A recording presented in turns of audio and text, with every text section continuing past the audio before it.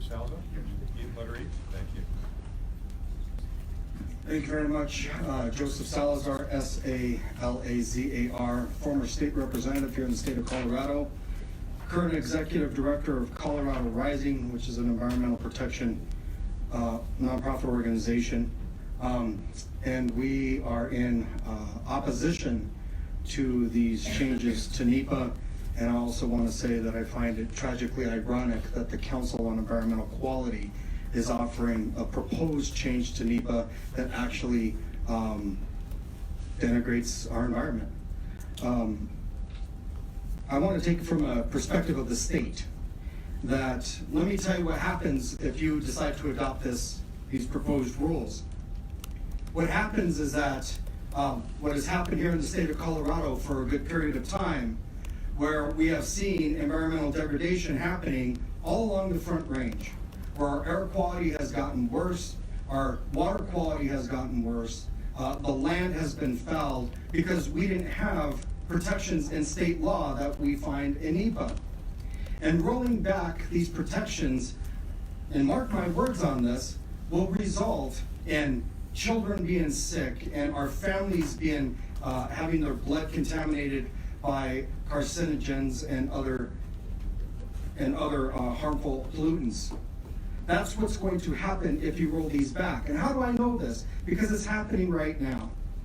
And as a matter of fact, it has happened at such a massive level that the state of Colorado just last year had to pass a law that was similar to NEPA, Senate Bill 19-181.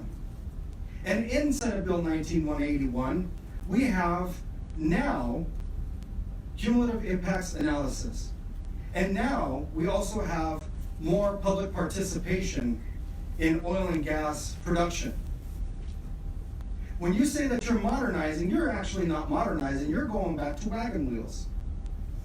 We finally caught up to you because we have seen the degradation of our communities because we didn't have NEPA protections.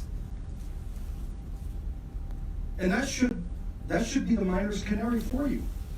That if you roll this back, you're going to have communities suffering. What's really interesting is that communities rose up. Communities of Republicans and unaffiliated voters and Democrats, they all rose up together to fight against the pollution that's happening in their communities. They have taken over city councils and they have been elected to office because there was no environmental protection and their children were getting sick. And that's what's going to happen here, is that communities are going to rise up and they're going to fight for themselves. I want to say one last thing about the I-70 project. Having family who's grown up in the Globeville-Swansea area project, it's usually those who come and gripe over here about how slow things are taking are the very individuals who don't live in those projects, in those communities, in those neighborhoods. Maybe instead of griping about how long it's taking, why don't you go live over there? And let's see if you like those projects being in your back door.